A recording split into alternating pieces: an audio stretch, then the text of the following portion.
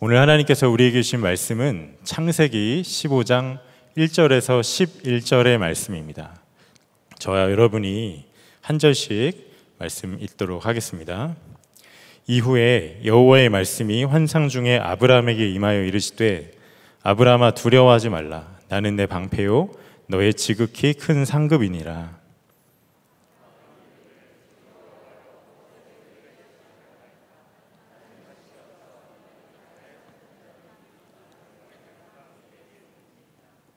아브라함이 또 이르되 주께서 내게 씨를 주지 아니하셨으니 내 집에서 길린 자가 내 상속자가 될 것이니이다.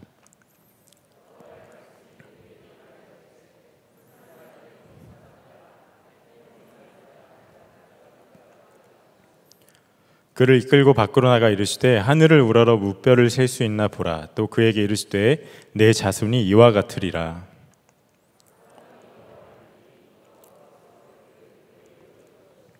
또 그에게 이르시되 나는 이 땅을 내게 주어 소유를 삼게 하려고 너를 갈대아인의 우리에서 이끌어낸 여호와니라.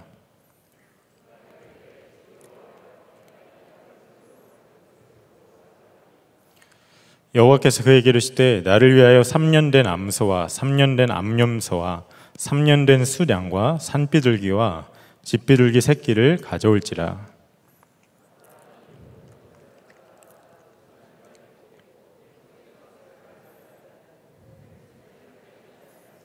솔개가 그 사체 위에 내릴 때에는 아브라함이 쫓았더라. 아멘. 세계적으로 유명한 어느 한국인 사진 작가가 쓴 책에 참 인상 깊은 이야기가 하나 있습니다. 이분이 한동안 런던에서 살았습니다. 그런데 하루는 놀이터에 갔는데 유치원 아이들이 이렇게 선생님과 놀러 나왔던 거예요. 그런데 그 가운데 폴란드인 꼬마 아이가 선생님께 그렇게 불평을 하고 있더랍니다. 도대체 뭘 말하나 들어봤더니 영어가 참 서툰 엄마를 그렇게 부끄러워 하더래요. 선생님은 그럼 이 아이에게 뭐라고 말할까 궁금하죠. 그래서 선생님이 이렇게 말했답니다. 얘야, 너희 어머니는 폴란드 말을 완벽하게 하신단다. 그런데 이제는 영어도 말을 하기 시작했으니 너희 어머니는 참 훌륭한 분이셔. 선생님 참 훌륭하시죠. 근데 제가 이 글을 읽으면서 문득 이런 마음이 들었습니다.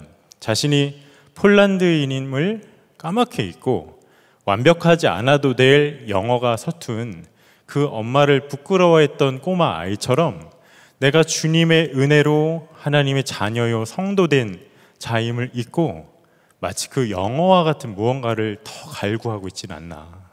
없으면은 하나님 앞에 서기 부끄럽고 있으면 왠지 하나님께 더 받아들여지고 하나님께 더 사랑을 받을 것 같은 그런 거 말입니다.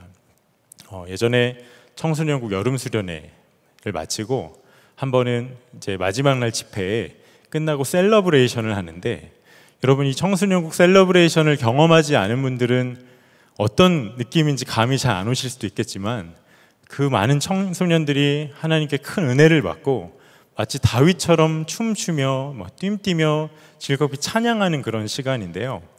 당연히 그 현장에서 힘있게 찬양을 하고 춤춰야 해서 한 친구가 그 현장에 있지 않고 예배당 뒤편에 우두커니 혼자 앉아 있는 거예요. 그래서 제가 조용한 곳으로 그 친구를 불러다가 물었습니다. 왜 그러냐? 너 왜 셀러브레이션 안 하고 있냐? 했더니 하는 말이 자기가 중등부 때부터 한 번도 빠짐없이 겨울과 여름 수련회를 참가를 했는데 늘 수련회 때만 은혜를 받고 만다라는 거예요. 평소에는 하나님께 예쁨 받을 짓 한 번도 한 적 없고 항상 삶이 엉망이었답니다. 그런데 그런 나의 찬양을 과연 하나님이 받아주실 수 있겠냐면서 막 울기 시작을 하는데 한참을 달래준 적이 있습니다. 여러분, 이 친구가 정말 정직하고 진솔하고 참 투명한 친구죠. 하지만 그 중심에 뭐가 있는지 아십니까? 두려움이 있습니다.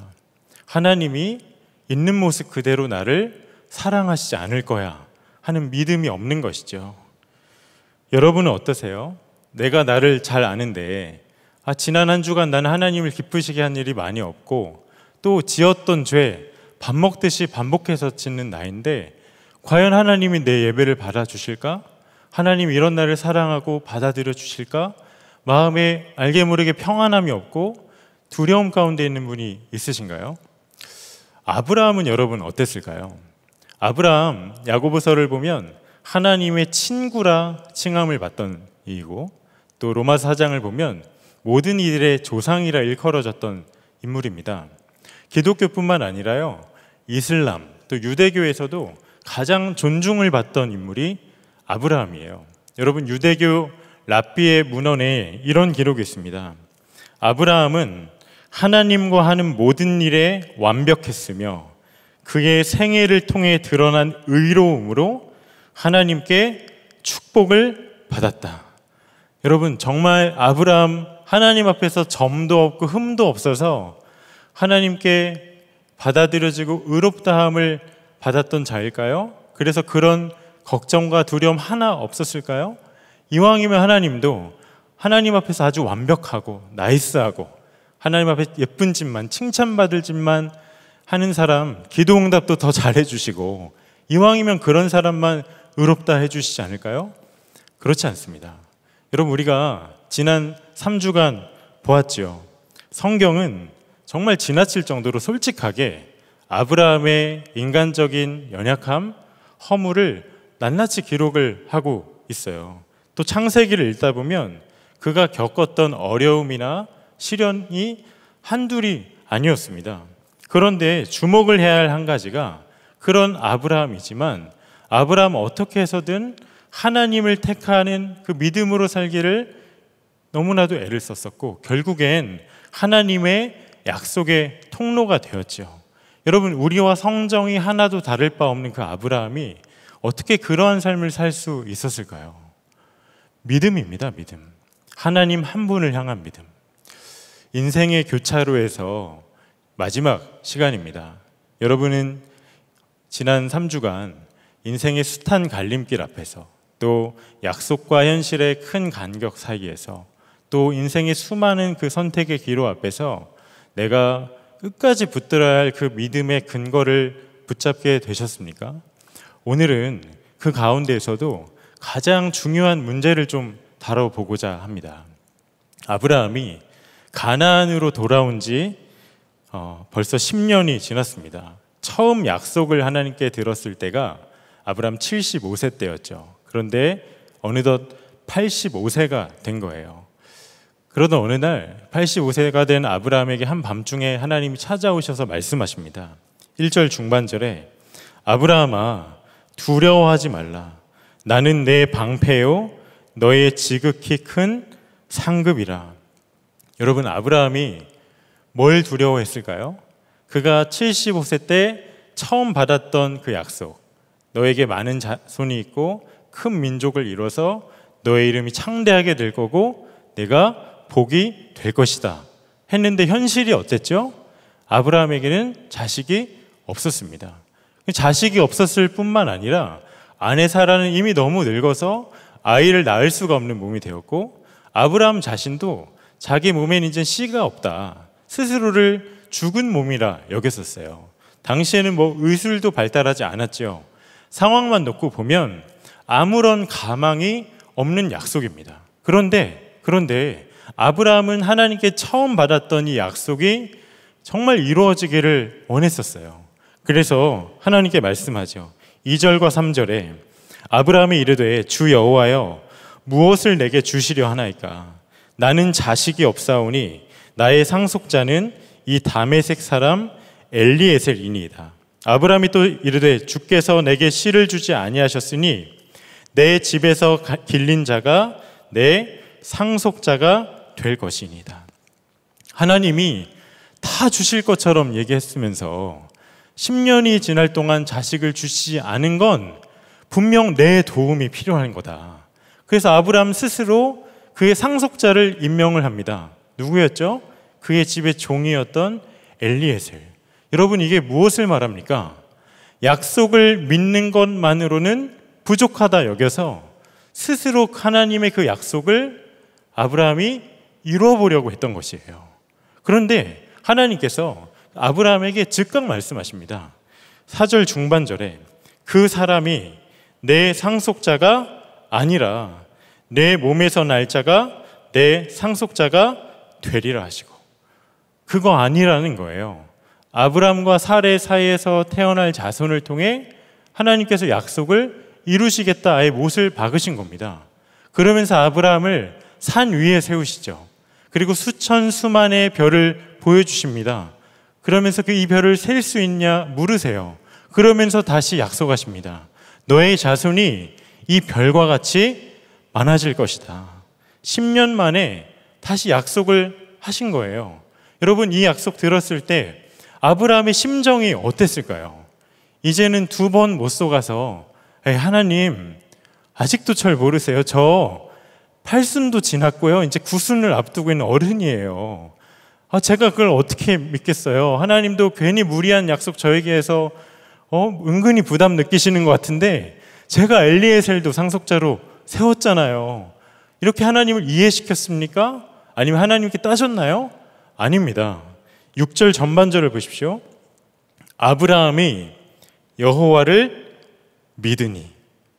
아브라함이 믿었습니다. 여러분, 여기서 믿었다는 게 뭘 말할까요? 무턱대고 따랐다는 걸까요? 아니면 믿으면 복이 온다, 자기 긍정과 자기 쇠뇌였을까요? 아니요. 하나님이 이것을 약속하셨으니 하나님이 이 일을 친히 이루실 것이다, 확신했던 겁니다. 여기서 참 독특한 게 그런 아브라함을 하나님이 어떻게 하시는가? 6절 하반절에 여호와께서 이를 그의 의로 여기시고, 아브라함을 의롭다고 하신 거예요. 여러분, 이게 솔직히 이해가 좀 되시나요? 우리가 지난 3주간 정확히 봤습니다. 아브라함 모태신앙 아니죠. 그의 아버지 데라 이방신 섬겼었죠. 그는 인생의 황혼기에 하나님께 부름받았습니다. 그러니까 평생 하나님을 믿지 않고 신앙생활 안 했던 사람이죠. 그러니까 살면서 하나님을 위해 한 일이 아무것도 없던 사람이에요. 그런데 그가 착한 행실이 많아서도 아니고 신앙이 아주 좋아서도 아니고 하나님을 간절히 만나기 원해서도 아니고 전적으로 일방적으로 하나님이 찾아오셔서 그를 불러주셨죠. 그런데 그렇게 나아갔던 첫 발걸음에서 약속과 달라서 애굽으로 내려갔을 때 그의 아내를 어떻게 했습니까? 바로가 자기를 죽이고 아리따웠던 사례를 빼앗아 갈까 봐 그 자신의 아내를 누이라고 속였던 사람이잖아요. 자기 목숨 하나 보존해 보겠다고 아내를 누이라 속였던 비겁했던 사람이에요. 그러니까 아브라함은 의로움, 경건함, 어떤 착함과 아무런 관계가 없는 사람입니다. 그런데 하나님께서 그 아브라함을 어떻게 하셨다고요? 의롭다 하셨어요. 여러분, 우리는 교회에서 특심으로 봉사를 아주 열심히 한다든지 아니면 모두가 다 거짓말할 때 그건 아니지, 정직해야지, 혼자 정직하다든지, 수련회뿐만 아니라 교회에서뿐만 아니라 평소에도 늘 하나님께 칭찬받는 예쁜 짓을 하거나 뭔가 의롭다함을 얻을 만한 행동을 많이 하면 착하다, 의롭다 인정을 하잖아요. 그런데 그런 착한 행실과 아무런 상관이 없었던 그 아브라함을 하나님이 딱 한 가지, 하나님을 믿는 것 하나로 의롭다라고 말씀을 하신 거예요. 여러분, 우리가 절대 혼동해서는 안 되는 것이 내가 의로워서 하나님께서 날 받아들여 주시는 것이 아니라 하나님을 믿는 믿음으로 내가 받아들여졌기 때문에 우리가 의로워지는 겁니다. 그런데 우리 본성으로는 이것을 참 받아들이기가 힘든 진리죠. 사도 바울 시대에도 마찬가지였습니다. 여러분, 사도 바울이 서신에 대표적으로 로마서나 갈라디아서를 보면 이 아브라함 이야기를 참 많이 합니다. 왜 그런가? 당시 사도 바울을 대적했던 거짓 유대 교사들이 주장했던 게 믿음만 가지고는 하나님께 구원 얻을 수 없다. 믿음만 가지고는 하나님께 받아들일 수 없다. 할례도 받아야 하고 율법도 잘 지켜야 한다. 공로를 이야기했습니다. 왜요? 그들의 조상 중에 조상이라 여겼던 아브라함도 할례를 받았으니까. 그 근거가 아브라함이었어요. 그런데 사도 바울은 그거 아니라는 거예요. 여러분, 아브라함이 그저 하나님의 약속을 믿어서 하나님께 받아들여진 의롭다함을 얻은 게 몇 살 때입니까? 오늘 읽은 창세기 15장 85세 때였잖아요. 그럼 할례는 언제 받을까요? 창세기 17장 14년 지나고 99세 때 받습니다. 바울이 담대하게 선포해요. 할례가 아니라 믿음이다, 믿음. 할례를 받은 유대인뿐만 아니라 할례를 받지 않은 이방인도 만왕의 왕이시고 지금도 살아계시고 우리의 생명의 주관자이신 하나님께 의롭다고 인정받을 수 있다 선포합니다. 여러분, 당시 유대인들에겐 정말 짐승 취급받던 이방인들인데 그들에겐 엄청난 복음이죠.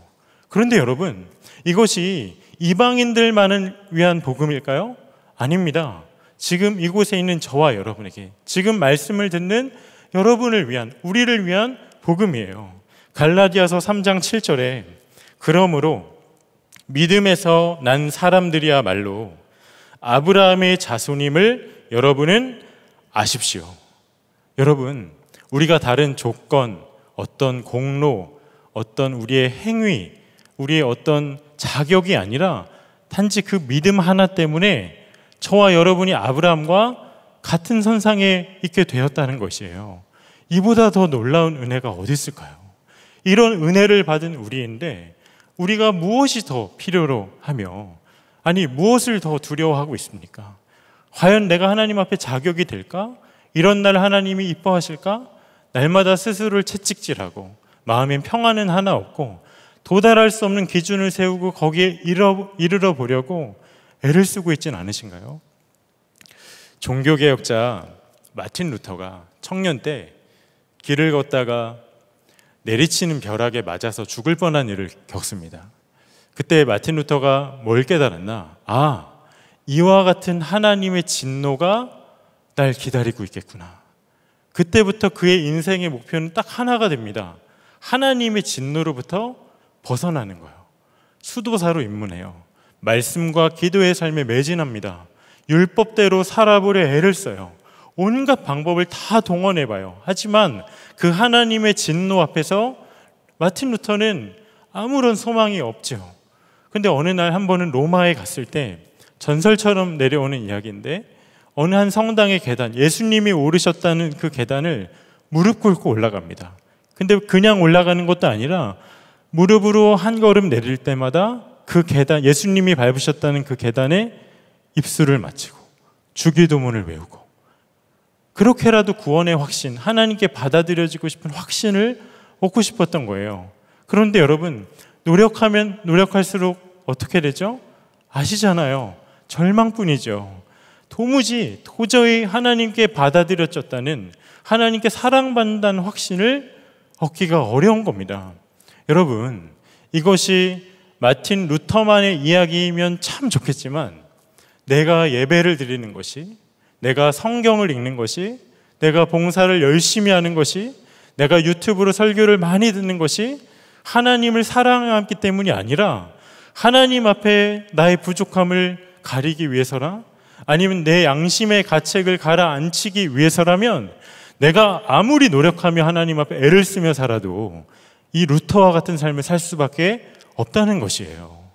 여러분, 기억하셔야 합니다. 하나님, 내가 그 어느 것도 하기 전에 나를 사랑하셨어요. 하나님, 우리를 사랑하신 그 타이밍, 내가 아직 죄인 되었을 때. 그러니까 하나님의 사랑, 내가 뭘 잘하고 뭘 못하고와 아무런 상관이 없는 것입니다.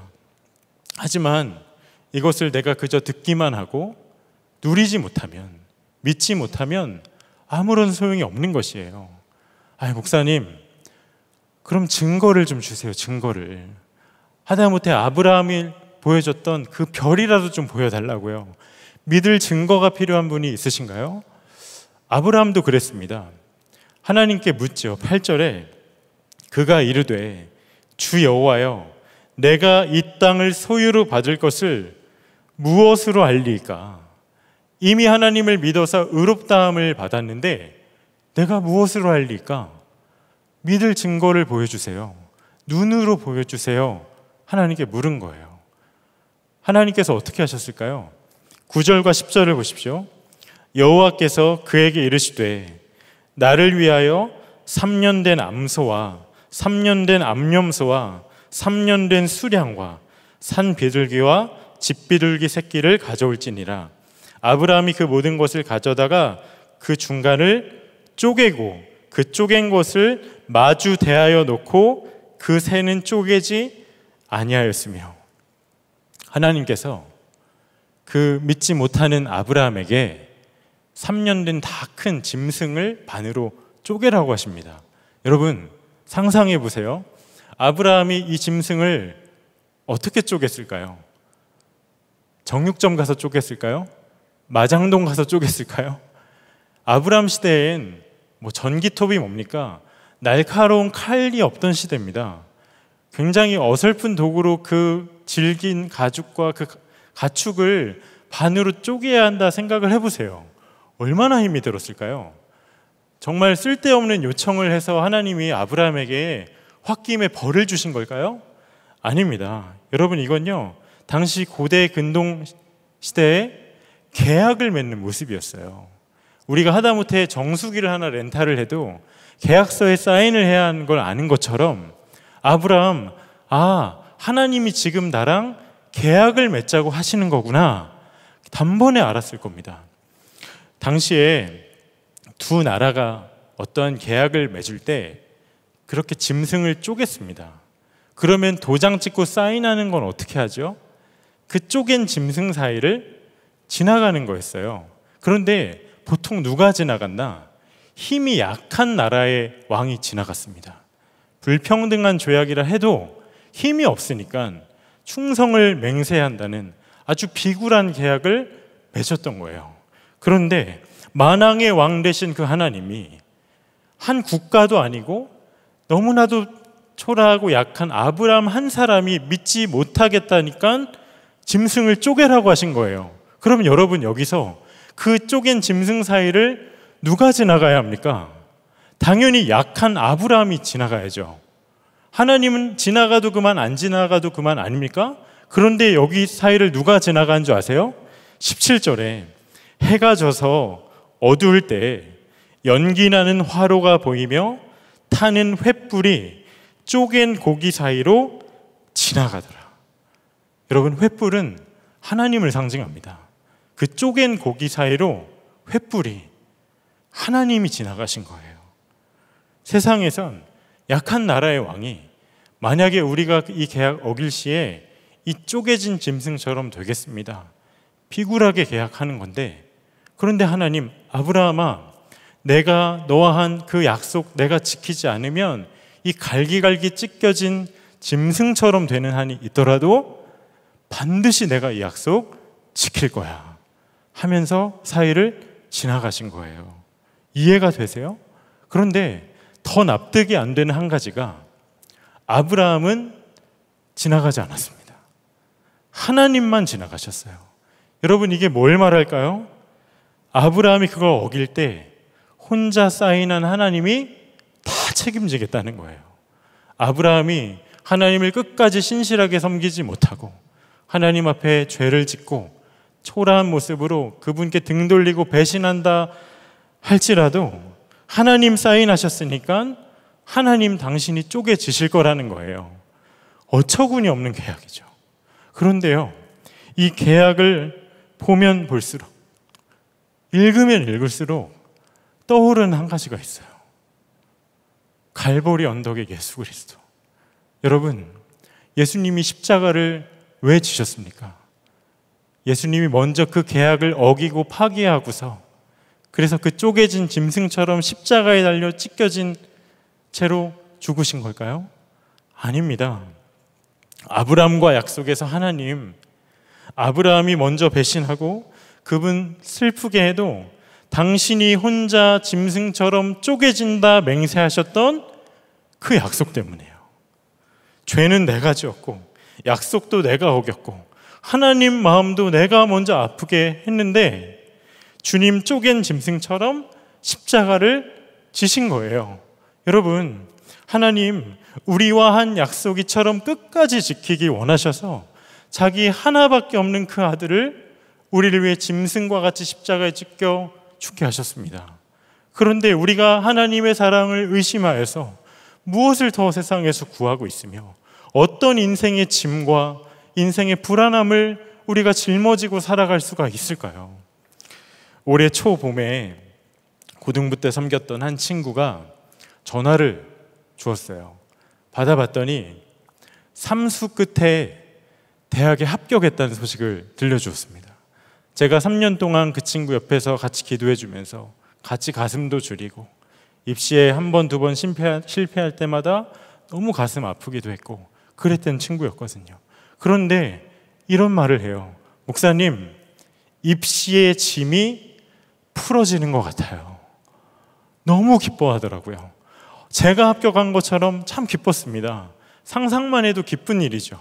그런데 여러분, 입시의 짐이 풀어진 것과는 비할 수가 없는 가장 기쁜 일이 뭔지 아세요? 우리 예수님, 그 입시의 짐과 비교할 수 없는 영원한 죄와 사망의 짐을 지고 있는 우리. 여러분, 대학 문턱이 뭡니까? 천국 문턱에도 갈 수 없던 저와 여러분 위에 우리가 쪼개졌어야 할 그 십자가에 달리시고 내가 받았어야 하나님의 진노 그분이 다 받으시면서 나를 대신해서 십자가에 죽으시고 우리 인생의 짐을 벗겨주셨잖아요. 그래서 이런 찬양의 가사가 있습니다. 내 영혼이 은총 입어 중한 죄짐 벗고 보니 슬픔 많은 이 세상도 천국으로 화하도다. 여러분 아멘이신가요? 그 어디나 하늘나라가 우리가 그 어디나 하늘나라를 살아갈 이유가 이거 말고 한 가지 더 있습니다. 제가 이렇게까지 말씀을 이제 정리하고 기도해야겠다 생각을 했었는데 이 말씀 붙들고 기도하고 정리하는 중에 하나님께서 문득 깨닫게 하신 한 가지가 예수님 다른 누군가 아니라 바로 나 한 사람 위에 십자가에서 쪼개지셨는데 그런데 그런 나와는 절대로 쪼개지지 않겠다 맹세하고 약속하신 주님이시더라고요. 어떻게 해요? 그 주가 쪼개신 십자가에서 주가 죽으실 때 나도 함께 죽고 이제는 내가 사는 것 아니요 오직 내 안에 예수 그리스도께서 사시기 때문에 항상 함께한다 약속하셨잖아요. 그러니 여러분 이제 내가 하나님 앞에 과연 자격이 될까? 하나님이 이런 나를 어떻게 바라보실까? 자책하지 마십시오. 질문이 바뀌어야 합니다. 하나님은 그 아들 예수 그리스도를 어떻게 바라보고 계실까? 왜 그렇죠? 하나님 그 아들 바라보실 때 잠잠히 사랑하시고 기쁨을 이기지 못하시고 부족함 하나 없다 하시는 그 눈으로 주님이 거하시는 나를 동일한 눈으로 바라보시니까요. 그러니 내가 하나님 앞에 부끄럽고 초라하고 하나님 마음 슬프시게 해서 하나님 앞에 절대 나아갈 수 없을 것 같을 때에도 하나님 그런 나 절대 정죄하지 않으시고 그 아들 예수 그리스도를 바라보시는 의로움으로 나를 바라보시고 내게 부족함 하나 없다 하시고 나를 완벽하다 하시고 나를 기쁨이다 말씀하시는 하나님이세요. 그러니 여러분 그 아버지의 사랑 또 우리 안에 계신 그 예수님 우리 사이에서 그것과 하나님의 사랑과 주님을 끊어내고 갈라내고 쪼갤 것이 아무것도 없음을 꼭 믿음으로 붙드시기를 바랍니다. 이것이 우리가 세상을 이기고 지긋지긋한 죄를 이기고 원수도 사랑하고 염려함을 물리칠 수 있고 이 땅 가운데 하나님이 말씀하신 그 어느 길이라도 담대함으로 끝까지 약속 하나 붙들고 나아갈 수 있는 유일한 힘이요 소망임을 믿습니다. 바라기는 주가 약속하신 바를 굳게 믿고 담대히 끝까지 나아가는 저와 여러분 되시기를 축복합니다. 이 시간 우리 함께 예수 피를 힘입어 함께 찬양하고 주신 말씀 붙잡고 기도하겠습니다.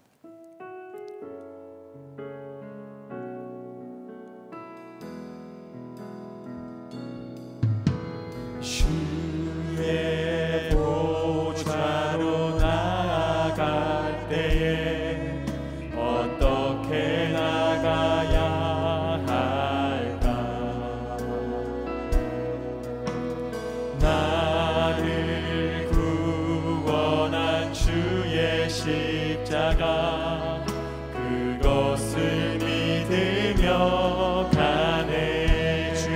보좌로 나아갈 때 주의 보좌로 나아갈 때에 나 여전히 부족하나 나를 품으신 주의 그 사랑 그것을 믿으며 가네 자격 없는 내 힘이 아닌 오직 예수님의 보혈로 자격 없는 내 힘이 아닌 오직 예수님의 보혈로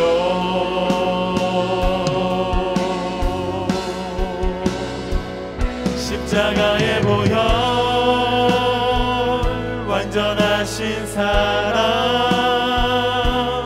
힘입어 나갑니다 십자가의 보혈 완전하신 사랑 힘입어 예배하니 자격 없는 내 힘이 아닌 자격 없는 내 힘이 아닌 오직 예수님의 보혈로 자격 없는 내 힘이 아닌 자격 없는 내 힘이 아닌 오직 예수님의 보혈로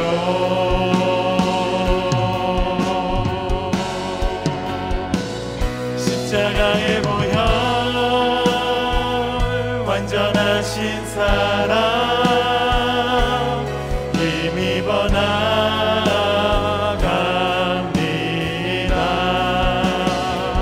십자가의 보혈 완전하신 사랑 힘입어 예배합니다 십자가의 보혈 완전하신 사랑 힘입어 나갑니다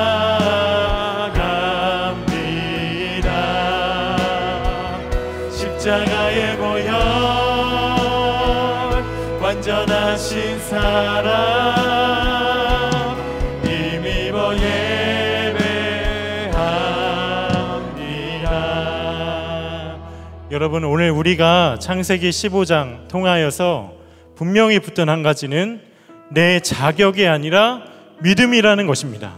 하나님께서 저와 여러분을 보실 때 남에게는 가리고 싶고 감추고 싶은 내 부끄러운 모습, 아니면 과거에 지었던 어떤 죄, 그러한 것이 아니라 내 안에 계신 주님을 아버지이신 하나님이 사랑하시듯이 그와 같은 눈으로 저와 여러분을 동일하게 바라보신다라는 것입니다. 여러분, 이것을 믿으며 함께 간구하기 원합니다. 주님, 나를 잠잠히 사랑하시고 기쁨을 이기지 못하시는 하나님의 그 사랑을 믿어지게 하여 주옵소서. 그 사랑으로 내가 담대히 주님 앞에 막힘없이 나아가게 하여 주시옵소서. 우리 함께 합심하여서 기도하시겠습니다. 예, 주님, 그렇습니다. 하나님, 우리를 바라보시는 아버지의 그 사랑의 눈이 하나님 이 밤에 우리 심령 안에 아멘으로 붙들리게 하여 주옵소서. 하나님, 나의 어떠함과 나의 부끄러움과 나의 초라함과 하나님 가리고 싶은 나의 모습이 아니라 내 모습 이대로 날 바라보시고 하나님, 내가 주를 믿는 믿음으로 주 앞에 설 때 네 안에 계신 그 아들을 바라보시는 눈으로 나를 사랑하시고 하나님 기쁨을 이기지 못하시고 부족함이 하나 없다 하시고 완벽하다 말씀하시는 아버지의 그 사랑 앞에 나아가게 하소서. 이 밤에 우리 안에 묶여있던 모든 염려와 근심과 불안함과 두려움이 다 십자가에 못 박히게 하여 주옵소서. 하나님 온전한 그 사랑 앞에 나아가기를 원합니다. 하나님 믿음을 허락하소서. 하나님 믿음을 허락하소서. 하나님 온전한 믿음을 허락하소서. 날 다른 것 구하지 않게 하소서. 날 다른 것 구하지 않게 하소서. 하나님의 그 사랑을 믿어지게 하소서. 하나님의 그 사랑을 믿는 믿음을 가소서. 하나님 세상을 이기게 하소서. 하나님 담대히 순종하며 나아가게 하소서. 하나님 찬양합니다.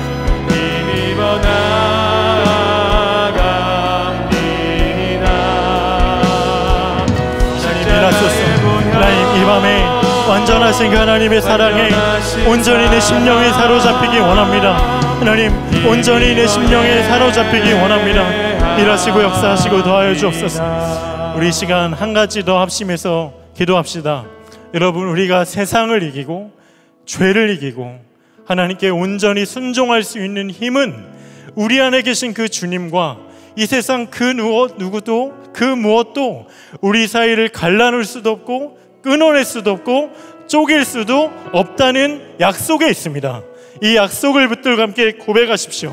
주님, 내 안에 계신 주님 한 분께만 내가 붙어있게 하시고 주님 한 분만 매 순간 의지하게 하여 주시옵소서. 하나님, 내가 오직 주가 기뻐하시는 그 일만, 주께 순종함으로 주를 바라보는 믿음으로 온전히 감당한 인생 되게 하여 주시옵소서. 우리 주님의 이름 한 번으로 주값심하여 기도하시겠습니다. 주여! 예, 주님 그렇습니다. 하나님 우리 안에 계신 그 주님과 우리 사이를 그 무엇도 끊을 수 없고 하나님 갈라놓을 수 없고 하나님 쪼갤 수 없음을 믿습니다. 하나님 주께만 붙어있게 하소서. 주님만 의지하게 하소서. 하나님 주님 한 분만 의지하게 하소서. 하나님 주님 한 분만 온전히 의지하게 하소서. 예수님, 오직 주님께만 완전한 순종을 내어드리기 원합니다. 세상의 다른 것에 내 마음을 뺏기지 않고 하나님 세상의 다른 것에 나를 내어드리지 않고 하나님 오직 주님께만의 심령과 삶을 온전히 내어드린 살기 원합니다. 하나님 일하소서. 하나님 그 무엇도 끊을 수가 없음을 믿습니다. 하나님 우리 주께만 순종하며 나가게 하소서. 주께만 순종하며 나가게 하소서. 하나님 주께만 내 마음을 드리게 하소서. 하나님 주가 기뻐하시는 그 일을, 주가 약속하신 그 일을 온전히 바라며 나아가는 삶 되기 원합니다. 일하소서. 충만하게 하소서. 충만하게 하소서. 충만하게 하소서. 나로 주님 일하소서. 나로 주님 사소서. 나로 주님 순종하게 하소서. 나로 주님 담대하게 나가게 하소서. 나로 주님 행하신 그 일 행하게 하소서. 주가 기뻐하시는 그 일만 온전히 감당하기 원합니다. 하나님 일하소서. 하나님 일하소서. 하나님 일하소서. 담대히 나가게 하소서. 하나님 그 어떤 죄도 이기게 하소서. 하나님 우리와 결코 갈라서지 않으시는 주를 온전히 믿는 믿음으로 나아가게 하소서. 하나님 승리한 기쁨을, 하나님 순종의 기쁨을, 세상이 알지 못하는 그 놀라운 기쁨을 누리며 살게 하소서. 찬양합니다. 하나님 이 밤에 하나님 이 말씀 가운데 하나님 주가 붙들게 하신 하나님 주 붙잡고 나아갑니다. 하나님 일하소서. 하나님 일하소서. 마음껏 일하소서. 하나님 축복하소서. 하나님 주가 사랑하는 정의 심령 안에 하나님 분명하게 확증하소서. 하나님 이 밤에 충만하게 임하소서. 하나님 찬양합니다. 주가 진행하시기를 기대합니다.